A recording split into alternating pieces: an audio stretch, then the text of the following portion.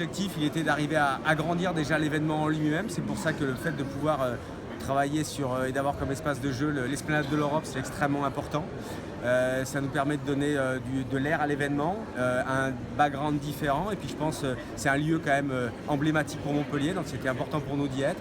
Donc on va vouloir vraiment dès le 24 au soir à 20 h faire une cérémonie d'ouverture comme on n'a jamais faite, avec une présentation de riders emblématiques, avec de l'action justement, puisqu'ils seront sur le slopestyle de roller qu'on met sur l'Esplanade de l'Europe.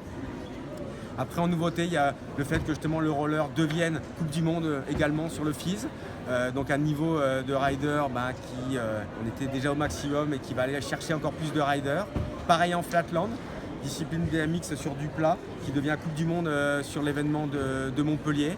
Et puis des nouveautés justement, mais plus pour retracer nos 20 ans, qui sont donc le film qu'on va inaugurer le 23 mai au Gaumont. Un 52 minutes qui retrace ces 20 ans d'histoire de l'événement. Un livre important aussi, un retour en images sur ce qu'on a fait. Et puis cette année aussi, cette volonté vraiment d'apporter une expérience différente au public, en ayant justement un enregistrement en amont de l'événement, très rapide, mais qui va nous permettre et qui va permettre au public de vivre différemment son événement, de pouvoir interactif, parce qu'on saura s'il a plutôt une tendance BMX, skate, roller.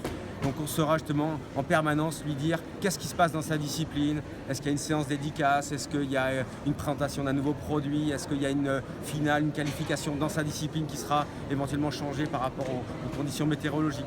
Donc ce qu'on veut vraiment, c'est avoir une expérience publique encore différente, qui va plus loin, où le public se sent aussi acteur de l'événement. Et c'est quand même un des fondamentaux de l'ADN du FIS, c'est que le public est partie prenante de l'événement.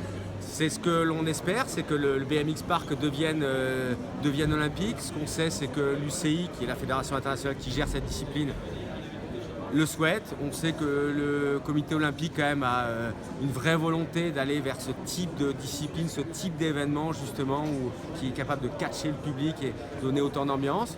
Donc on croise les doigts, on aura la réponse en juillet. Et c'est vrai que si il devient olympique, je pense que ça sera quand même une belle fierté pour le FIS, parce qu'on aura beaucoup contribué à ça depuis 20 ans, de monter ce BMX en haut de l'affiche.